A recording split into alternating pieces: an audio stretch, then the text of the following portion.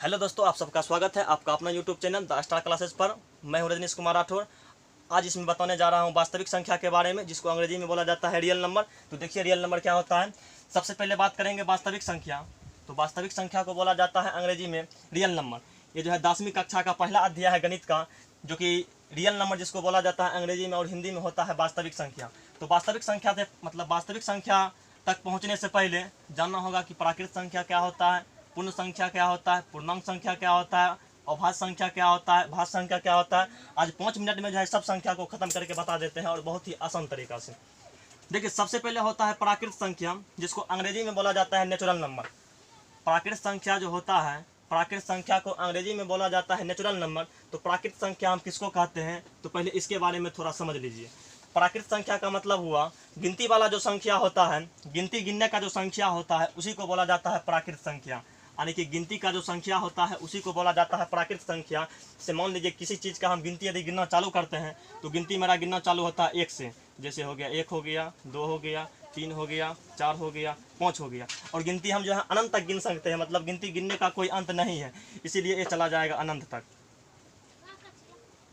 यानी कि गिनती को जो है हम अनंत तक गिन सकते हैं, गिनती का अंत नहीं है, इसीलिए जो है प्राकृत संख्या जो होगा 1 2 3 से मतलब 1 2 3 से होते हुए अनंत तक चला जाएगा। जब प्राकृत संख्या को समझ गए, उसके बाद समझनी है पूर्ण संख्या। तो पूर्ण संख्या में थोड़ा सा अंतर है। देखिए पूर्ण संख्या किसको कहते हैं, कहता है प्राकृत संख्या जो है, प्राकृत संख्या को पहले हम लिख देते हैं।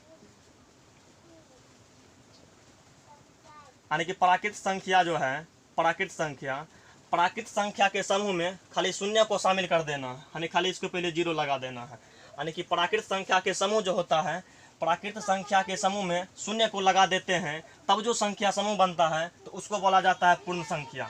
यानी कि प्राकृत संख्या के समूह में जो है केवल शून्य को जोड़ देंगे, तब जो मेरा संख्या समूह बनेगा उसी को बोला जाता है पूर्ण संख्या। तो पूर्ण के बाद अब समझते हैं थोड़ा पूर्णांक के बारे में। देखिए पूर्णांक क्या होता है। तो पूर्णांक को समझने के लिए इसमें पूरी पूर्ण संख्या को लिख देना है। जैसे 0 हो गया, 1 हो गया, 2 हो गया, 3 हो गया, 4 हो गया, 5 हो गया, यानी कि ये भी चला जाएगा अनंत तक। इसमें करना क्या है, इसमें ऋणात्मक संख्या यानी कि नेगेटिव यानी कि माइनस वाला अंक को भी शामिल कर देंगे। इसमें माइनस वाला अंक को भी शामिल कर दिए, इसमें माइनस वाला अंक को भी शामिल कर देंगे अनंत तक। तब जो संख्या का समूह बनेगा, संख्या का परिवार बनेगा, उसी को बोला जाता है पूर्णांक संख्या। यानी कि पूर्णांक संख्या के समूह में जो पूर्ण संख्या के समूह में जो है, पूर्ण संख्या के समूह में ऋणात्मक पूर्णांक को शामिल करने पर जो संख्या का समूह बनता है उसी को बोला जाता है पूर्णांक संख्या। उसके बाद देखिए 4 नंबर में है अभाज्य संख्या और 5 में है भाज्य संख्या। तो अभाज्य संख्या और भाज्य संख्या को समझने से पहले हमको जानना होगा गुणनखंड के बारे में। तो गुणनखंड क्या होता है, गुणनखंड का मतलब होता है कि भाग लगाने वाला अंक।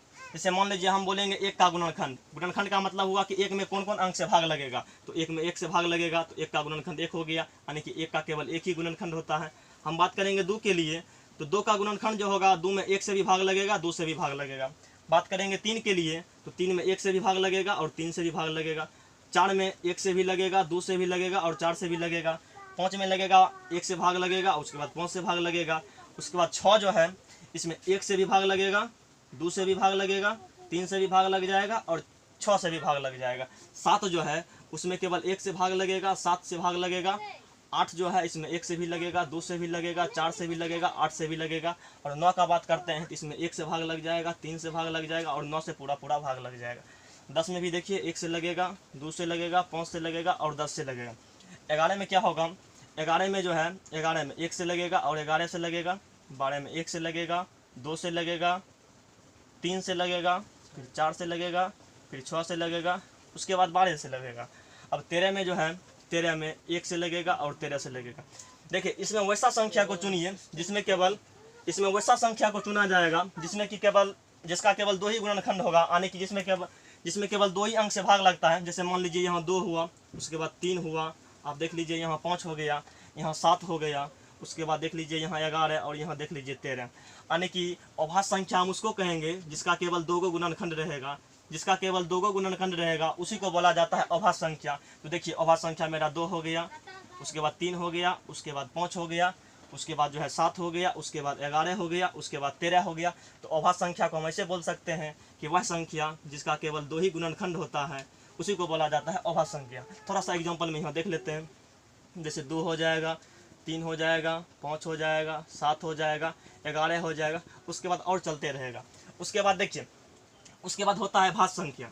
तो भाज्य संख्या हम उसको बोलेंगे जिसका 2 से अधिक गुणनखंड रहेगा, जिसका 2 से अधिक गुणनखंड रहेगा उसको बोलेंगे भाज्य संख्या। जैसे है देखिए 4 का है, 4 में 3 गो गुणनखंड है, 6 का है, इसका 4 गो गुणनखंड है, 8 है, इसका भी 4 गो गुणनखंड है, 9 है, इसका भी 3 गो गुणनखंड है, 10 है, इसका भी 4 गो गुणनखंड है, 12 है, तो इसका भी देखिए 1 2 3 4 5 6 गुणनखंड है, यानी कि 2 से अधिक है।